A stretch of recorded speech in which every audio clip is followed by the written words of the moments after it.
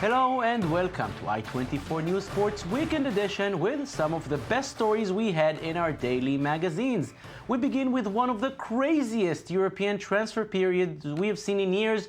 Big names, big clubs, big money, and deals being closed on the final hours of the final day. Lise Barenbaum and Daniel Roth remind us of some of the interesting transfers of this past summer. The football transfer period officially lasts around 3 months, but somehow it always comes out to the last days or even the last hours for the player exchanges between clubs. At the end of January, as the winter transfer window closes, the planning begins for the summer transfer window. The team personnel must then assess their teams to see what they need for the upcoming season. The first major transfer of the summer was announced on May 23rd, but the official move of David Luiz from PSG to Chelsea was only confirmed in June with an agreement between the London club and the Brazilian defender. The Blues purchased the Brazilian defender for €25 million from Benfica in 2011 and was transferred to the Parisian club for €49.5 million on a 5-year deal. Despite the great investment, the president of his new club thinks it is money well spent. I think David was very expensive. He's a great player. I tried to pay less, but that is the price, because there were a lot of big clubs who wanted to buy David, and I am very happy with his arrival at PSG. The biggest obstacle in making the deal is always the player's salary. The amount varies depending on the footballer, if he is out of contract or not, and how many clubs are pursuing the player. During the summer transfer, Real Madrid announced the signing of Toni Kroos, the German midfielder and newly crowned World Cup winner, signed a 6-year contract with the European champions. The fee for this transfer was €25 million, and Kroos himself hopes to shine with his new club. I won the Champions League last year with Bayern Munich. This year it's Real Madrid who won, and I hope, of course, my big goal is that we win together next year. Another purchase for Real Madrid was young Colombian James Rodriguez, who was a scoring sensation at the World Cup. The $80 million transfer of Rodriguez is the second most expensive transfer this summer. I feel good. This is just the beginning. I have to stay calm. I started only 11 days ago, and gradually I found my place in this team. The final contract includes the salary, the amount of premiums, and sometimes some advantages like an apartment or a car provided by the club. And this year, Argentine international Angel Di Maria also made headlines. After 4 seasons with Real Madrid, he was traded to Manchester United for €75 million, the highest price ever paid by a Premier League team, and he knows exactly how big are the shoes he's filling. When I was in Madrid, Cristiano Ronaldo had told me how the number 7 was important to him. He wanted me to wear the Manchester 7. The truth is that when I got to the club, I wanted it. So it's also nice to wear a shirt that such great players have worn. Every hour is counted when the negotiations always get dragged to the last day of the transfer period. It happened again this time. The negotiations over Falcao have finally been completed on the last day of the transfer market, as he decided to join Manchester United. Monaco and the English club have come to an agreement for a loan fee of €12 million. Each season, the players are asking themselves the same question: should I move clubs or not? If transfers take place every 3 or 4 years, the change of life is nevertheless difficult, because beyond the prestige, the pressure is great for the players to be profitable, and that weight is constantly on their shoulders. And joining me in the studio is i24 News reporter and football analyst Michael Friedman. Hi, Michael. Hi. Michael, €81 million for Suarez, $80 million for James, $75 for Di Maria in one summer. Have we gone crazy?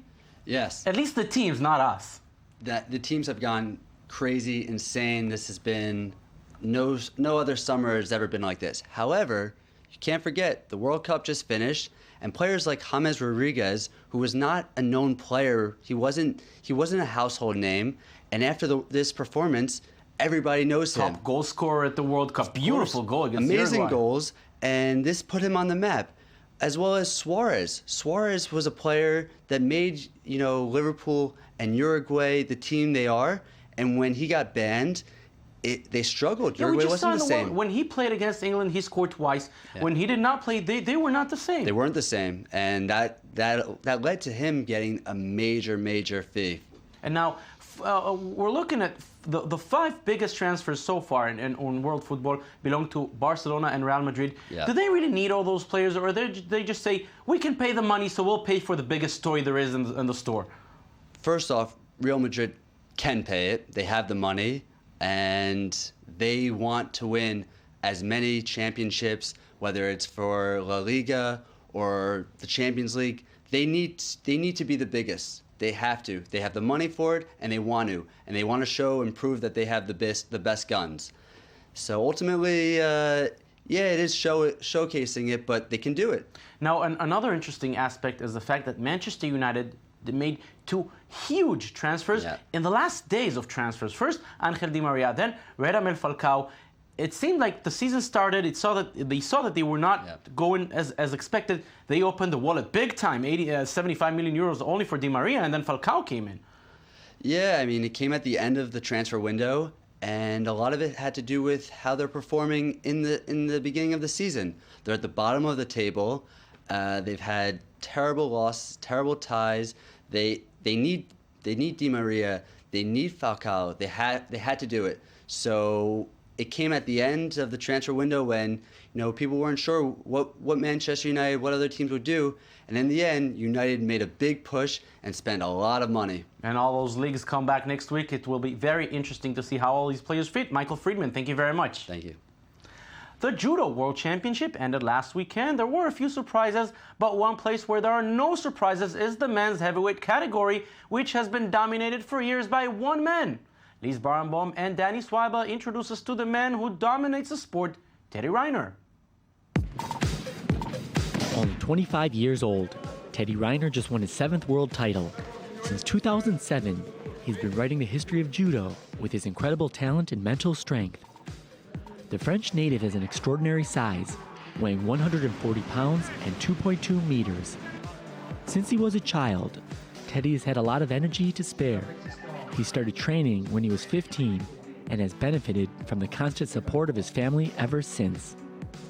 We have always been there from an early age, so we don't change tactics or methods. We always stay with him.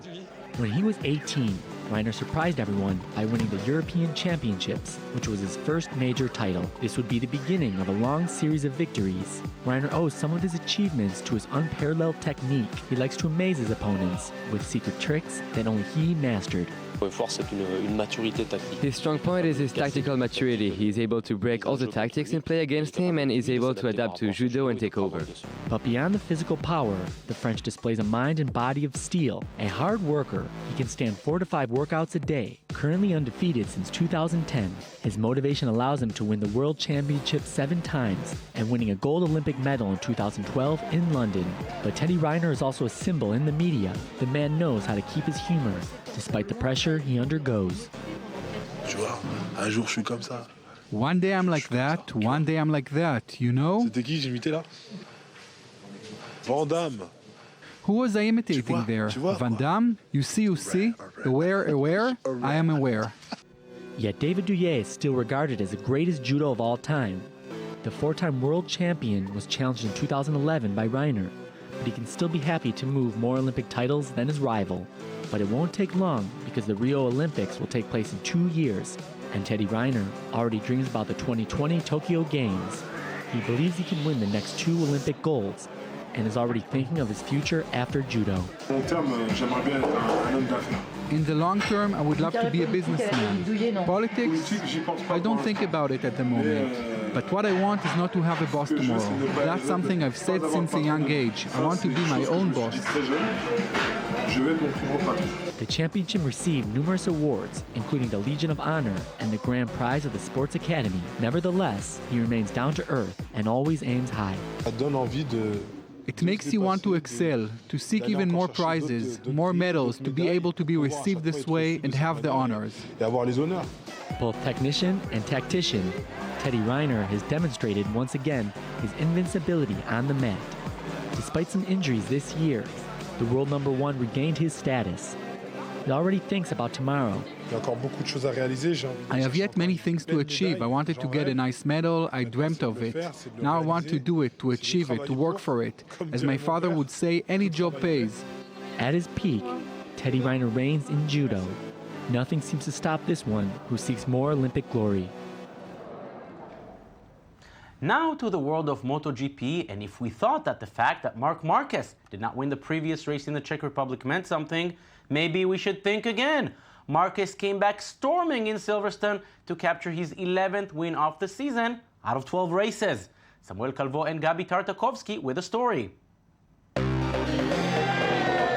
In front of 67,000 spectators, Marc Marquez stole the show. The Repsol Honda rider was once again the fastest man on track in Silverstone, Britain, winning 11 victories in his last 12 Grand Prix this season. But the defeat suffered in the Czech Republic 2 weeks ago will not traumatize the Spanish champion. Despite the accident, the amazing Marquez dominated each part of the Grand Prix Hertz and didn't find any true challenger to face him. And for the 10th time of the season, he went into the pole position.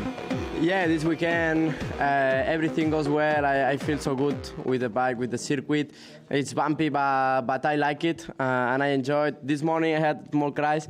Tried to push a little bit more in the slow corner, but now for tomorrow the rhythm is so good that is the most important. After leaving the world champion race in 2013, he was quickly overtaken by Lorenzo of the Yamaha team, who was his most difficult rival throughout the race.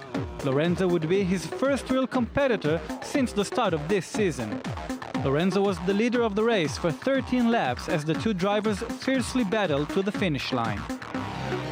There are 3 laps before the end that Marquez succeeded to beat Lorenzo. The first attempt showed the two drivers colliding, and the next turn Marc would break through and surpass his competitor in a heavy battle. Yeah, honestly, today I didn't expect Jorge like that. He was so strong from the beginning. The rhythm was so high. I did the same rhythm like FP4. But he was pushing a lot in the beginning. I was trying to be careful with the tires, but it was difficult because if not, he was able to open a gap. In addition to the strong performance of Lorenzo, Rossi, another Italian driver who is part of the Yamaha team, showed that the team is back to compete. Marc joined Rossi in winning 11 victories in a MotoGP season. It proves once again that he is not just a phenomenon, but rather a champion.